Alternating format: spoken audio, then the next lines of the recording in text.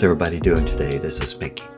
Well, last week I made a video about all the changes that we have seen in version 18.4 of Adobe Camera Raw. And I was showing those changes and how I moved from Lightroom to Photoshop. I moved my photograph as a smart object. And that's where the questions came from. What's a smart object? Why do you use a smart object? What's the benefits if you're using a smart object other than just sending it over edit photo in Photoshop? So I thought I would just spend a few minutes going over why I do that and what the benefits are in sending your photograph into Photoshop Adobe Camera Raw as a smart object instead of a plain flat TIFF or PSD file. Now, to start off, the basic two ways you can send a photograph into Photoshop to access Adobe Camera Raw is go up under Photo, Edit in, Photoshop 2026. You can also right click and get to it the same way. And when you do that, it is sent over as a TIFF or a PSD, and that's determined by your preferences. So if you go into Preferences on a Mac, right here in the Lightroom Classic, if you're on a PC, it's under your Edit menu, and you look at your preferences and your external editing, you'll see that the file format can be a TIFF, PSD, or a PSB. Now, when it gets over to Photoshop in that format and you launch Adobe Camera Raw, any masks that you have put in place in Adobe Camera Raw or in Lightroom, or any changes you have made, the effects will go over in the TIFF or PSD, but you no longer have any mask that you can modify. All the masks that you initially made are not accessible anymore as a TIFF file. And once the TIFF file comes back from Photoshop into Lightroom, those masks is kind of flattened out into a TIFF file. So you'll be starting out with a bunch of new masks if there's any more masking you need to do. So that's what happens when you send it over, just plain Jane, edit in Photoshop. Now let's talk about the smart object. When we send it over as a smart object, you go under Photo, Edit in, open a smart object in Photoshop. I like to use the shortcut a lot, and that is Option Command X or Alt Control X if you're on a PC. When you do that, it sends it over to Photoshop in a special container.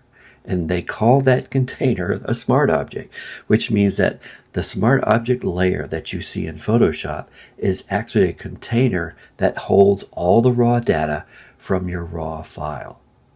So when you launch Adobe Camera Raw, you are launching it as a smart object, and it launches Adobe Camera Raw as if it's looking at a raw file. And in doing that, you'll have access to all the masks you put in place in Lightroom. You'll have access to all the controls and color and exposure, and those controls will be in the exact position you left them when you use them in Lightroom. All right, so it's just like you've just moved over to Photoshop Adobe Camera Raw, and you have everything that you did in Lightroom exactly like you left it prior to transferring it over. Now, also as a raw file, you have access to some features in Adobe Camera Raw that you wouldn't have as a TIFF file. And that main one is the Denoise.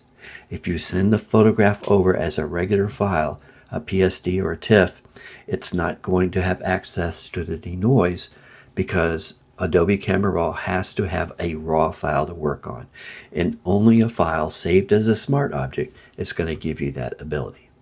So those are the basic reasons that I use a smart object when I move it over into Photoshop. But I guess the most important thing to remember is we're sending it over as a raw file to work on it as a raw file. Working on files in Photoshop is typically a destructive process, but using it as a smart object, it is a non-destructive process as long as we are using a smart object and smart filters within Photoshop. So that means we can go back into filters, go back into Adobe Camera Raw time after time again within Photoshop and take up exactly where we left off or make changes to anything we put in place on our prior visit in Adobe Camera Raw as a smart object. So that's the main reason that I use that process, and it just makes it a lot easier when we're processing a photograph to be working in a raw form. So let's just process this photograph using Smart Objects in Adobe Camera Raw and Lightroom to see exactly how this can work for us with these new features that we have in Adobe Camera Raw. All right, to start out with, let's just put some basic changes in place here. So let's go up here and do an adaptive color. Let's put some lens correction in place. We'll do a real quick transform. Still doesn't look straight, so let's straighten it out just a little bit, about like this. And let's put a sky mask in place. Just we have something to transfer over as when we do it as a smart object. So these are the basic changes. Now I'm going to send it over 2 times, one as a regular object edit in Photoshop and one as a smart object, just so I can show you the basics of what we talk about saving all our changes in Lightroom as a smart object. So we'll go Photo, Edit in Photoshop, and then let's go back into Lightroom, and we're going to say Photo, Edit in, Open as Smart Object in Photoshop. All right, so here we are. This is the TIFF version. This is the RAW version. All right, so this is the TIFF version that we didn't send it over as a smart object, and you can tell because we do not have a smart object icon here. If we look at the smart object, you can see this is the smart object icon. Let's go and look at our filter, Camera Raw filter, and it launches Adobe Camera Raw. Now we see all those changes we took and put in place. We have a darker sky, a straighten, but when we go to our masking here, you can see we don't have any masks at all, and we know we put a sky mask on, so we lose all the masking we put in place. And also, if we go back to our basics, we know we changed some exposure. We know we put a different profile in place and lens correction, and while that is showing the lens correction, it's if we didn't ever put it in place if we looked at the settings here. All right, so now let's close this one, and we'll look at the smart object, and we can tell it's a smart object by the little smart object icon. Now this is the real secret to Adobe Camera Raw and a smart object. You cannot go up here and launch Adobe Camera Raw. That will only launch the Camera Raw filter, and you'll be working on a TIFF file again. What you do is you double click the little icon here, and it launches as a raw file. You can see right here we're launched as a raw file. If we go into our masks, you can see there's our sky mask. So it has saved that for us as long as we launch it as a smart object. All right. So now that we are in on the smart object, then we can start taking advantage of some of the features that we have in Adobe Camera Raw that we do not have in Photoshop.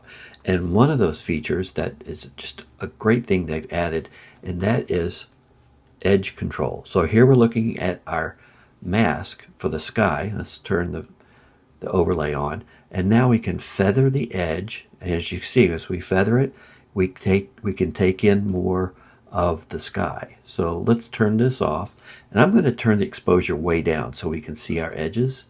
So if I apply the feather, it makes those edges and change the edge here. We can bring, and remember we have the exposure way down, so it's going to look kind of funky.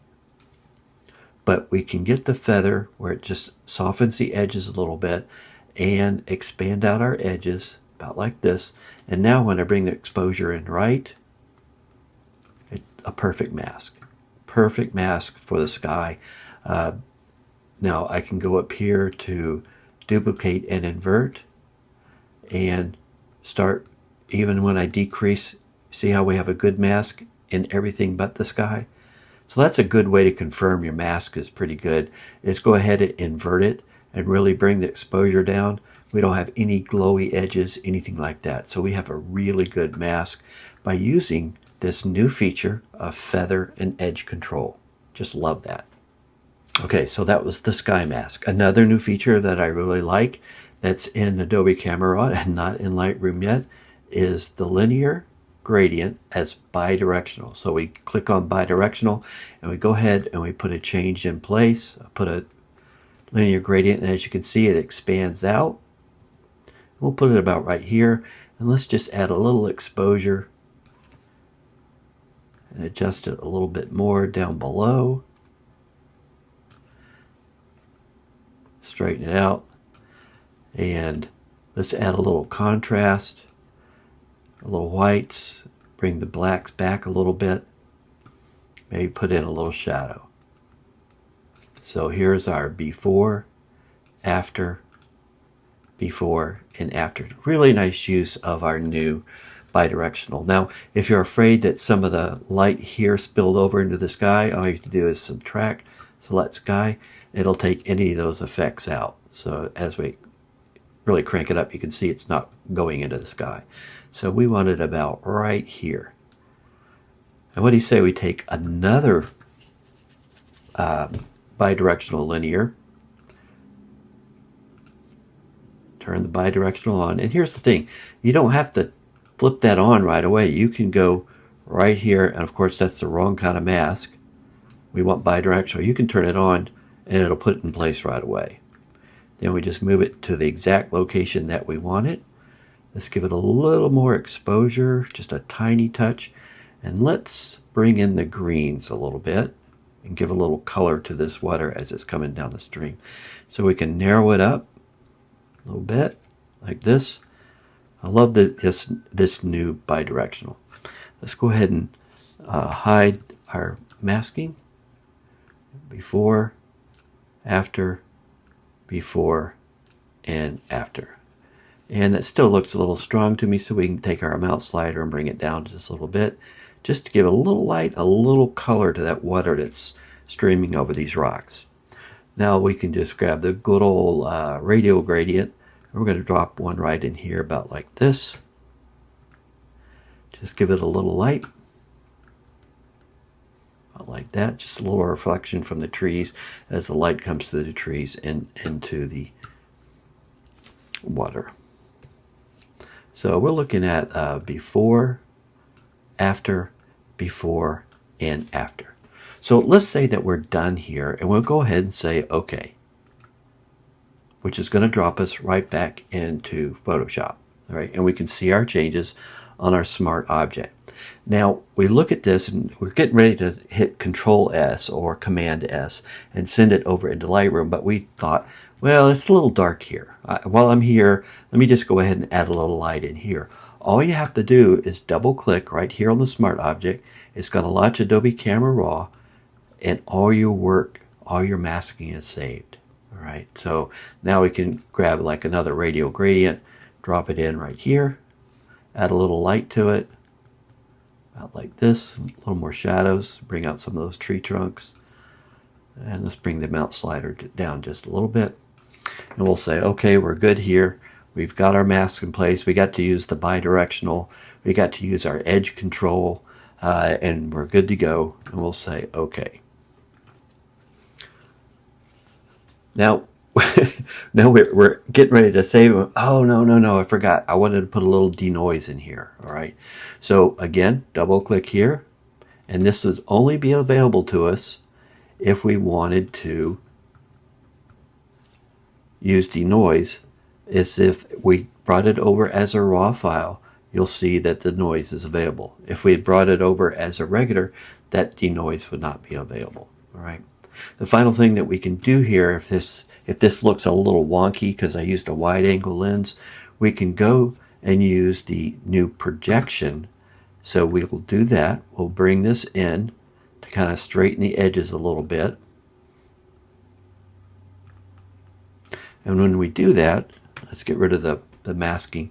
You can see that we've lost some of the edges by bringing in and trying to get a little bit of that wide projection gone. So let's need to straighten up the angle just a little bit, about like that, but we still have these edges. All you have to do now is click on the generative expand, which is a new one within ACR that we don't see in Lightroom. It'll go ahead and look at your edges and fill it in. And this is filling in on the smart object. All right, so it looks real good, right, like this. Now we can hit OK. Takes us back out to Photoshop, and from here we can hit Command or Control S, or you can go to File, Save, and it will save all the work we did, and send it to Lightroom. Now at this point, all the work that we did with masking will be kind of flattened out as we move into Lightroom.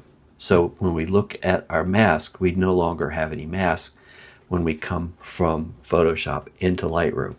But if you do see some things that you think you need to use in Adobe Camera Raw, all you have to do is go back into Photoshop, double click on the smart object icon, and you're right back where you left off with all your changes and all your exposure and color changes right there. And then you can just go back and do the same thing again. Go back into Photoshop and save it, Control or Command S, and it will save it back into Lightroom with all the changes that you did in Adobe Camera Raw. And now you can start finishing up your photograph in Lightroom. So there you have it, how I use a smart object to move from Lightroom to Photoshop and Adobe Camera Raw and still take advantage of all those raw features in Adobe Camera Raw and some of the new features with masking, projection, and refinement of edges and masking that we don't have in Lightroom just yet. I hope this explained all the pros and cons of using Adobe Camera Raw with smart objects. If you have any more questions, just shoot me a note and I'll get right to them. And that's why we're doing this video. So a bunch of people sent questions about smart objects, and I'll just go ahead and produce the video to show you how I do it and maybe answer all those questions in one fell swoop instead of answering a bunch of emails. In any case, I hope this helped out. And as usual, I can't wait to talk to you again real soon.